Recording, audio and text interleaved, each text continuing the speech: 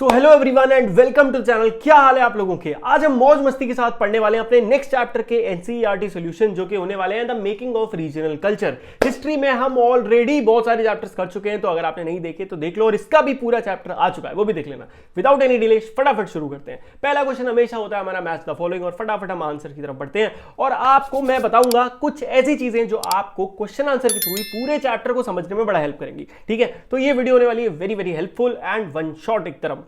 चलो तो एक बार पहले सारे तरीके से पढ़ लेते कि भाई है क्या क्या। अनंत वर्मन है, जगन्नाथ भी है, महोदयपुरम आ गया, ठीक है, लीलती लकम पता है हमको, मंगल काव्य और मिनिएचर। क्या कह रहे हो भैया, मुझे कुछ नहीं याद? कोई बात नहीं, सब कुछ थोड़ा थोड़ा याद दिला दूंगा। तो देखो एक तरफ आप देखोगे तो सारे नाम लिखे हुए हैं जगह के, और दूसरी तरफ मोस्टली क्या है, चीजों के नाम है। तो एक एक करके समझते हैं। जो अनंत वर्मन थे वो कौन थे? वो राजा थे जो उड़ीसा को बिलोंग करते थे। कहां को? उड़ीसा को। और ये क्यों फेमस थे? ये फेमस इसलिए थे क्योंकि इन्होंने जगन्नाथ टेम्पल बनवाया था। उड़ीसा में कहां पे बनवाया था? पुरी में बनवाया था। वेरी गुड, याद रहेगा, बहुत बढ़िया। महोदयपुरम ये कहां है से बिलोंग करते हैं? केरला से बिलोंग करते हैं। और लीलतिलकम क्या है? ये किताब है जो कि संस्कृत और रीजनल लैंग्वेज में लिखी गई थी, और ये कहां लिखी गई थी? केरला में लिखी गई थी। शाबाश। मंगल काव्य जो था ना, वो कहां गाए जाते थे? मंगल काव्य बंगाल में गाए जाते थे। और मिनिएचर, ये क्या है? मिनिएचर, और आंसर है कांगड़ा। देखो कांगड़ा में एक स्कूल ऑफ मिनिएचर बना था, आर्ट का एक स्कूल था बड़ा फेमस, जहां पे मिनिएचर की आर्ट सिखाई जाती थी। तो इसीलिए इसका आंसर हो जाएगा कांगड़ा। आया समझ में? बहुत बढ़िया। चलो अब बढ़ते हैं अगले क्वेश्चन, जो कि प्रॉपर क्वेश्चन आंसर है। तो what is money problem, name a book written in that language. तो क्वेश्चन तो अब आप वैसे ही समझ गए हो। क्वेश्चन कह रहा है मनी प्रॉब्लम क्या है, और एक किताब बताओ जो उसमें लिखी गई हो। तो कोई बच्चा भी बता देगा कि मनी प्रॉब्लम क्या है। मनी प्रॉब्लम एक लैंग्वेज है जिसका मतलब जो होता है वो होता है डायमंड्स एंड कोरल्स, हीरे और जवाहरात, जिसका एक्चुअल मतलब होता है संस्कृत और रीजनल लैंग्वेज का एक मिश्रण। मनी प्रॉब्लम, समझ गए? और कोई बुक बताओ जो उसमें लिखी गई है। तो लीलतिलकम एक ऐसी किताब है जो इसमें लिखी गई है जहां पे संस्कृत और रीजनल लैंग्वेज का यूज हो रहा है बहुत ज्यादा। समझे कि नहीं बाबू? शानदार। आगे बढ़ते हैं। Third question, who were the major patrons of Kathak. Kathak क्या होता है? तादिन दिन्ना डांस होता है। हमारे इंडिया में कितने तरीके के मेजर डांस फॉर्म है? 8 डांस फॉर्म है, उनमें से एक है कथक। और कथक के जो मेजर पैट्रॉन्स रहे हैं वो रहे हैं मुगल एम्परर्स, अलग अलग राजा और उनके नोबल्स, और कुछ लखनऊ के नवाब, जिनमें सबसे बड़ा नाम आता है वाजिद अली शाह का। ठीक है, उसके अलावा राजस्थान के कोर्ट्स में और लखनऊ के कोर्ट्स में मेजर पैट्रॉन्स जो थे यहीं पे थे। समझे कि नहीं समझे? बहुत बढ़िया। आगे बढ़ते हैं। चौथा सवाल आपकी कंप्यूटर स्क्रीन पे ये रहा। What are the important architectural features of the temples of Bengal. हमने बंगाल के बारे में चैप्टर में पढ़ा था, हमने बंगाल के हर फीचर के बारे में पढ़ा कि वहां के मंदिर में क्या खासियत है, वही आपको यहाँ पे लिख डालनी है। तो समझते हैं एक एक करके। बंगाल की कुछ खास चीजें ये थी।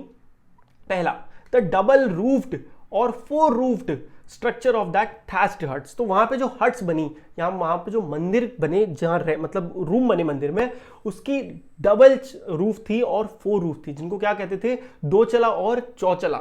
याद रखना, डबल रूफ्ड, 4 रूफ्ड, 2 चला चौचला।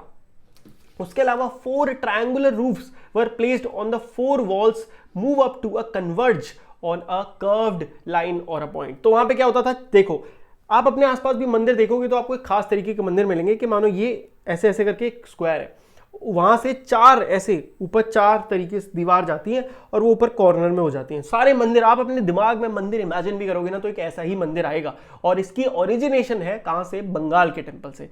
आया समझ में? बहुत बढ़िया। चलो आगे बढ़ते हैं बेटा जी। Temples were usually built on square platform पे बनते थे। उसके बाद बात करेंगे तो आउटर वॉल्स जो है मेनी टेंपल्स की were decorated with painting, ornament, tiles या फिर टेराकोटा टैबलेट्स, इन चीजों से डेकोरेटेड होती हैं। बहुत बढ़िया। अब आगे बढ़ते हैं।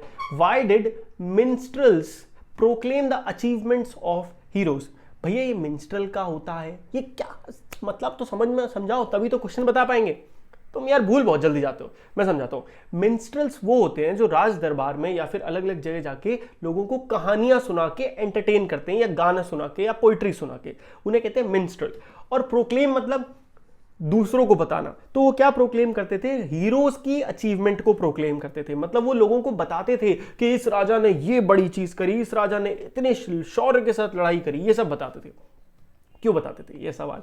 तो जो मिन्स्ट्रल थे proclaim the achievement of heroes to preserve the memories of hero, क्योंकि वो चाहते थे वो हीरोज की मेमोरी बने। जैसे आज के टाइम पे अगर आप राजस्थान या इन साइड जाओगे तो वहां के जो पुराने पुराने राजा हैं उनकी कहानियां आज तक बच्चों को याद है। क्यों? क्योंकि वो ऐसे मिन्स्ट्रल ने सुनाई, वो लोगों ने सुनी, लोगों को याद रही, फिर उन्होंने अपने बच्चों को, अपने पोते पोती को सुनाई और ऐसे पीढ़ी दर पीढ़ी उनकी चीजें याद रही।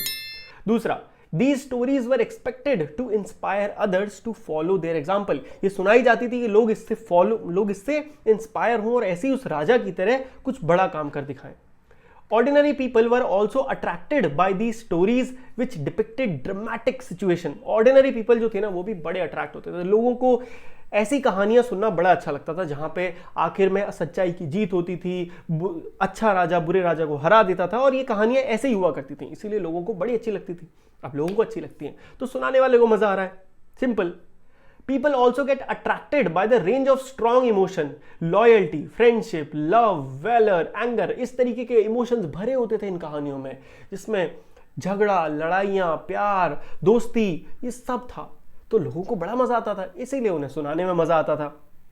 बस तो इतना ही था, ये आंसर 4 पॉइंट है, आप याद रख सकते हो, सिंपल है।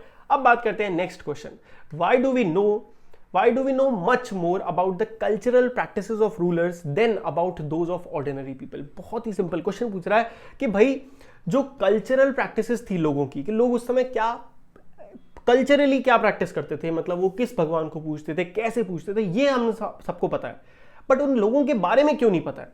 तो इसका बहुत सिंपल सा आंसर है, देखो, We know much more about the cultural practices of ruler because their achievement or work were safely preserved in the palaces of their century। Specially हम बात करें राजा की, सबको पता है, बट आम लोगों के किसी को नहीं पता, क्योंकि राजा के पास बहुत पैसे होते थे, राजा को सब लोग देखते थे, तो राजा ने अपनी चीजों को प्रिजर्व करा, पत्थरों पर लिखवाया, सब नोटिस करते थे, बट आम आदमी के लिए कौन ध्यान देता था? तो आम आदमी प्रिजर्व नहीं कर पाया, तो अगली जनरेशन को पता ही नहीं था, इसलिए अब हम नहीं पढ़ते हैं। Also the rulers enjoyed the intense wealth and power and hired specially trained minstrel to write their achievement in poem and song। and trust me, ये minstrel जो कहानियां सुनाते थे सब सच नहीं होती थी। कई बार इन minstrel को राजा पैसे देते थे कि हमारी कहानी को जरा लोगों तक पहुंचाओ और थोड़ा सा मिर्च मसाला लगा के पहुंचाओ, ताकि लोगों को लगे हम भी किसी से कम नहीं है, समझे? ये सब चलता था। Life of ordinary people were busy in earning there livelihood. और भैया नॉर्मल लोगों के पास इतना वक्त नहीं था कि वो बैठ के अपनी गाथाएं लिखें, कहानियां लिखें, तो वो क्या करते थे, हर दिन बेचारे अपना खाना खा लें, वही बड़ी बात है। Ordinary people didn't had enough money और resource to preserve their work even if they had a story और पोएम। कई बार उनके पास कहानियां तो हैं, बट उन कहानियों को प्रिजर्व करने के लिए भी तो पैसे चाहिए या फिर कुछ टूल चाहिए कि आप पत्थर पे लिखवाओगे, उस समय यही सब तो था। तो ये सारी इश्यूज थे जिसकी वजह से हमें राजा के बारे में बहुत कुछ पता है, बट आम आदमी के बारे में नहीं पता है। क्लियर? चलो अगला सवाल कंप्यूटर स्क्रीन पे ये रहा 7 करोड़ रुपए के लिए। Why did conquerors try to control the temple of Jagannath at Puri? Jagannath Puri आपने बात करी थी कि ये बनवाया किसने था? अनंतवर्मन ने बनवाया था, उड़ीसा से बिलोंग करता था। अब कई लोग इस पे, हर राजा आके इस पे क्यों लड़ना चाहता था, क्यों जीतना चाहता था, समझते हैं। देखो भैया, जो टेम्पल है इसने इंपॉर्टेंस बहुत बड़ी, क्योंकि ये एक पिलग्रिमेज सेंटर बन गया, वेल्थ का सेंटर बना, पावर का और कल्चर का सेंटर बन गया, मतलब बहुत ज्यादा लोगों की मान्यता बढ़ गई जगन्नाथ टेम्पल को लेके। तो ऐसा हो गया कि जो रूलर जगन्नाथ टेम्पल पे अपना राज्य बना लेगा, एक तरह से वो पूरे पुरी एरिया यानी कि पूरे उड़ीसा एरिया पे अपना राज्य बना लेगा, ये वाली बात थी। मेजर पैसा जगन्नाथ में था, मेजर पावर जगन्नाथ टेम्पल पे थी, तो ये रीजन था कि सारे कनकरर्स चाहते थे जगन्नाथ को हथियाना। Its authority in social and political matter also increased. Jagannath temple की अथॉरिटी जो थी ना, मैटर्स में बहुत बढ़ती जा रही थी, मतलब वहां के जो मेन पुजारी थे वो लोगों को जो कह देते थे, लोग उसको मतलब बिल्कुल आंख बंद करके भरोसा करते थे, इतना विश्वास बढ़ गया था। Conquerors felt that if they conquered this temple, then they would make their rule acceptable to the local people। जो मैंने बात बोली कि राजा ये मानते थे कि अगर उन्होंने इस टेम्पल को हथिया लिया और इसका जो पंडित है या मेन वो है उसको अपने साथ कर लिया, तो आम लोग बहुत जल्दी उस राजा को एक्सेप्ट कर लेंगे, समझे? ये रीजन था। अगला सवाल और प्रोबेबली लास्ट सवाल है, why were temples built in Bengal? Bengal में इतने टेम्पल क्यों बने? देखो, temples were built in Bengal to demonstrate power and proclaim deity. सबसे मेजर रीजन था कि अपनी पावर को शोकेस करना राजा के लिए। राजा अपनी पावर कैसे दिखाता था? मंदिर बनवा के, और बड़े से बड़ा मंदिर, जितना बड़ा मंदिर मतलब उतनी ज्यादा राजा की power. Bengal witnessed a temple building spree from the late 15th century which culminated in the 19th century. 15th century के बाद से बंगाल में एक ऐसी जबरदस्त रेस लगी, हर राजा जो राजा बनता है वो एक टेंपल बनवा रहा था, टेंपल बनवाने की रेस लगी हुई थी, कौन कितना बड़ा, कितना अच्छा, कितना पैसा लगा के टेंपल बना देगा। ये रीजन था कि वहां बहुत टेंपल बनने लगे। Creation of new economic opportunities by the European trading companies. अब यूरोपियन जो ट्रेडिंग, अलग अलग जगह से ट्रेडिंग कंपनीज आ रही थी, उनको भी अपने क्या अपॉर्चुनिटीज बढ़ानी थी, इकोनॉमिक अपॉर्चुनिटीज बढ़ानी थी, पैसा कहां से आएगा, तो उन्होंने भी क्या मंदिर बनवाने शुरू कर दिए। People proclaimed the status through the construction of temple when their social and economic position was improved. और इनफैक्ट सिर्फ राजा नहीं, कई बार आम आदमी, लोग जो अमीर हो जाते थे वो भी मंदिर बनवाते थे अपना स्टेटस को शो करने के लिए कि देखो हमारे पास कितना पैसा है कि हम मंदिर बनवा सकते हैं अपने लिए और अपने आसपास के लोगों के लिए।